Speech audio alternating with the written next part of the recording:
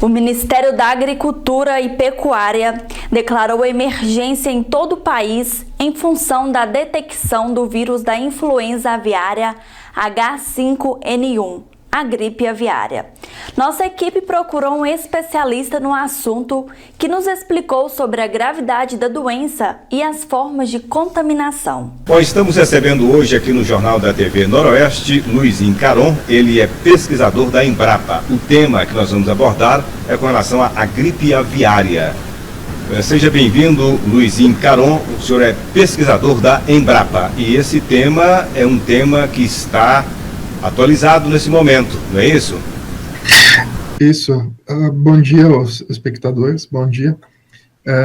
E exatamente, a influenza aviária tem chamado a atenção desde o ano passado, em outubro, quando houveram os primeiros focos na Colômbia, em aves de fundo de quintal, inicialmente, e depois para outros países, acabou se alastrando também, em aves de fundo de quintal ou de subsistência, e também em alguns países acabou atingindo aves comerciais, como no próprio Chile, né, que é um grande produtor, e também na Argentina, onde também atingiu aí aves comerciais, tanto postura como corte e alguns casos de reprodução. O que nós precisamos saber sobre a gripe aviária? A gripe aviária é uma doença que ela é transmitida por um vírus, o vírus da influenza, influenza tipo A. Esse vírus da influenza aviária ele é altamente patogênico para galinhas. Inclusive, o teste é feito em galinhas de 4 semanas de idade, então, de alta patogenicidade é que causa uma mortalidade alta em galinhas, acima de 70%. E existem dois tipos de vírus, né? Existe de influenza aviária que são de alta patogenicidade, o H5 e o H7. Esse, no caso, é um H5.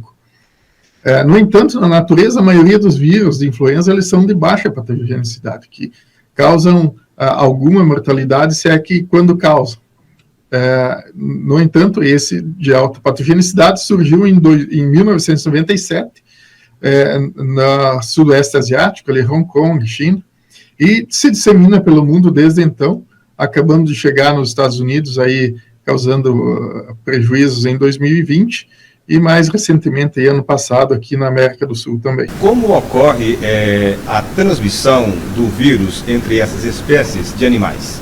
O vírus é transmitido, na grande maioria das vezes, oral-fecal, ou seja, a ave susceptível, ela vai entrar em contato com uma ave contaminada ou com a excreta, né, dessa ave contaminada e acaba ingerindo material fecal dessa ave que se contaminou, água contaminada, o alimento, alguma coisa assim.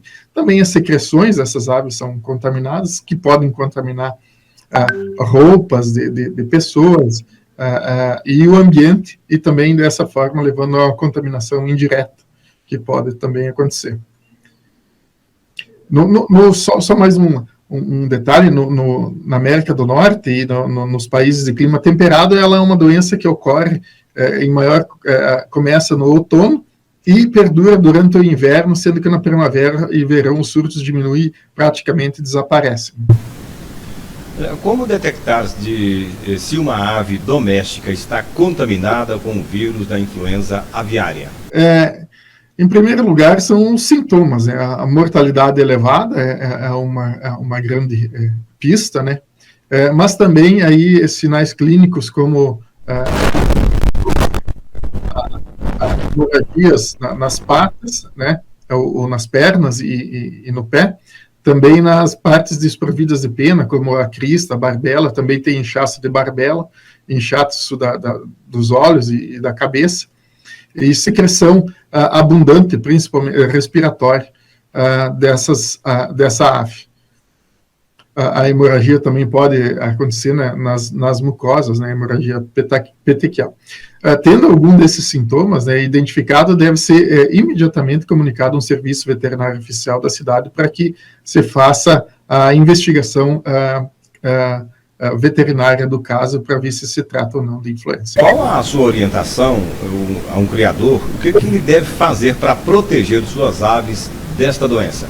O mais importante, como eu falei, é evitar o contato direto ou indireto com as aves, com aves silvestres, nesse caso.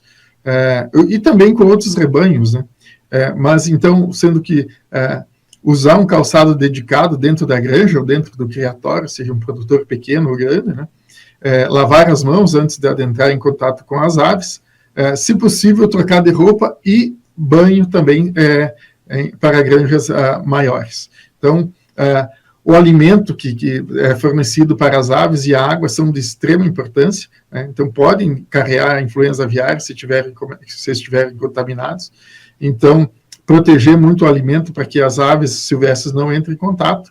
E a água também, a água tratada com cloração de 3 a 5 ppm de cloro. O cloro, a água tratada com cloro, inativa o vírus. Então, extremamente importante. As caixas d'água, portanto, devem ser fechadas e as aves, né, permanecerem fechadas com tela antipássaro para que pássaros não entrem em contato com as nossas aves domésticas. Bom, o que fazer se uma pessoa tiver contato com aves suspeitas desta infecção?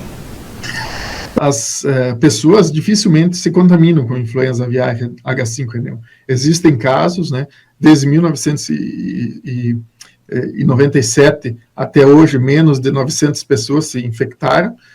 No entanto, a mortalidade é alta. Então, se a pessoa teve contato e desenvolveu o sinal clínico de influenza, seria bom que ela procurasse um serviço médico para que se faça os encaminhamentos, né, e o diagnóstico, se é que for, né.